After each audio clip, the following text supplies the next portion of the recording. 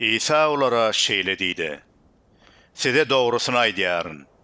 Bu ýerde duranlaryň käbiri Hudaýyň şalygynyň gudrat bilen gelýänini görmezden ölmezler."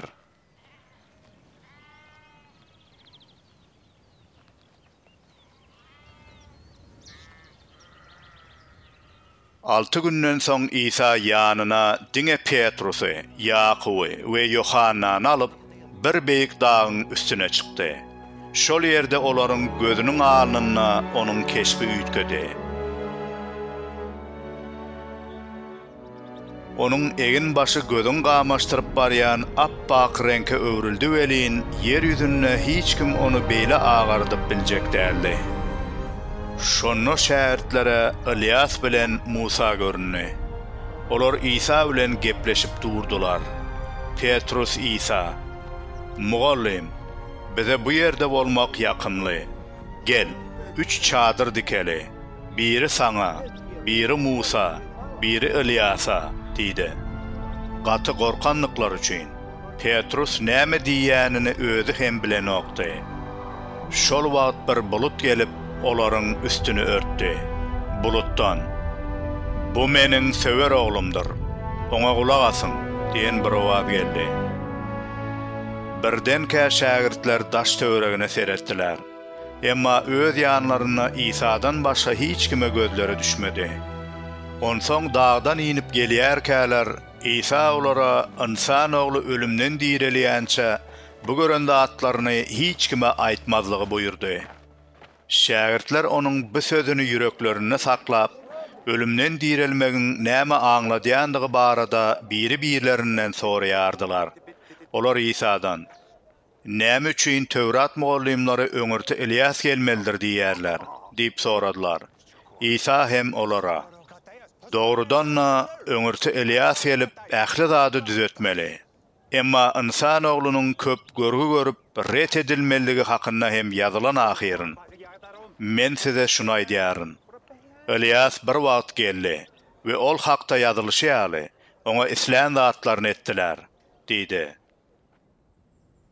Olar beýleki şägirdleriň ýanyna gelenlerine olaryň daşyna üýşüp duran uly mähelläni gördüler. Tewrat mugallimlaryň käbiri şägirdler bilen jedelleşip durdy. Tutuş mähelle İsa'ny gören badyna gen garly we hemmeler desine ylgaşyp gelip oňa salam berdiler.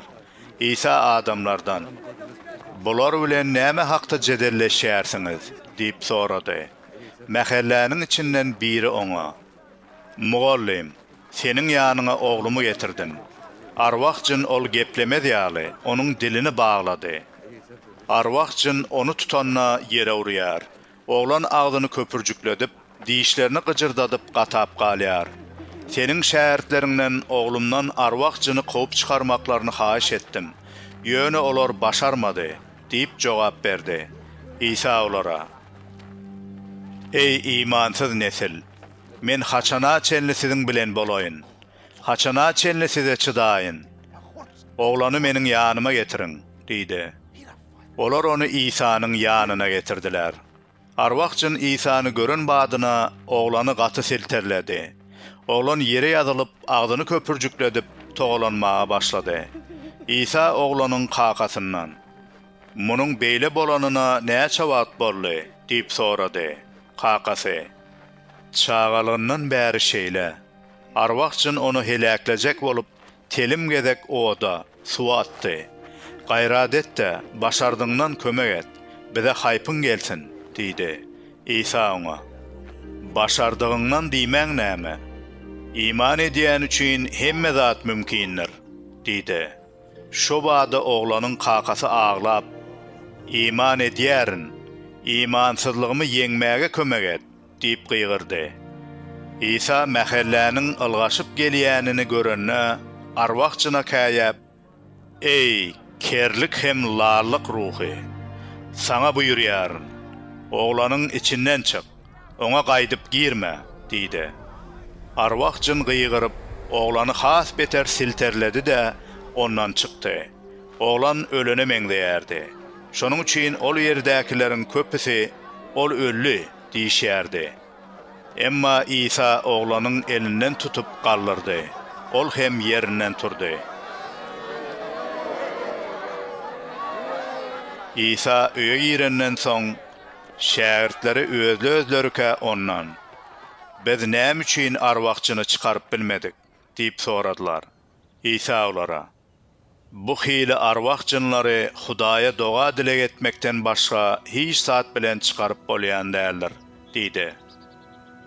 Olar ol yerden çykyp Jeliläniň üstünden geçdiler. İsa özleriniň nire dediklerini hiç kimin bilmegini islemeýärdi. Ol şähertlerine "İnsan ogly insanlaryň eline berler. Onu öldürerler. Ýöne öldürenlerinden 3 günden soň ol direler" diýdi.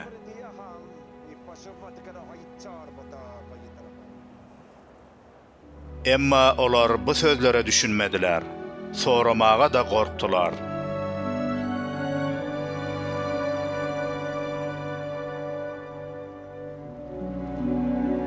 Olar Kapernaum'a bardylar. Öýe girenden soň İsa olardan "Ýolda näme hakda jedelleşýärdiňiz?" diýip sorady. Emma olaryň hiç birinden ses çykmady. Sebäbi ýolda biri-birleri bilen kimin iň beýiktigi hakda jedelleşipdiler. İsa oturup 12'leri ýanyna çağırıp olara "Biri ilkinji bolmak isleýän bolsa, hemmäniň soňkysy, hem hyzmatkary bolmalydyr" diýdi. Onsoň bir çağany alyp olaryň ortasynda durdy da onu gujaklap olara "Kim şunyň ýaly bir çağany meniň adymdan kabul etse, meni kabul etdigidir. Kim meni kabul etse, meni däl, meni iýbereni kabul edýändir" diýdi. Yohanna İsa yüzlenip "Mugallim, biz seniň adyň bilen arwakçynlary çykarýan bir adamy gördük. Ýöne onuň biziň bilen bile däligi üçin onu togtatmak isledik" diýdi. İsa "Onu togtatmaň.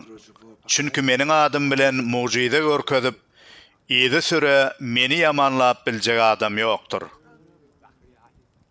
Kim bize garşy bolmasa, biziň tarapymyzdadyr. Mesihe baglydyňyz üçin.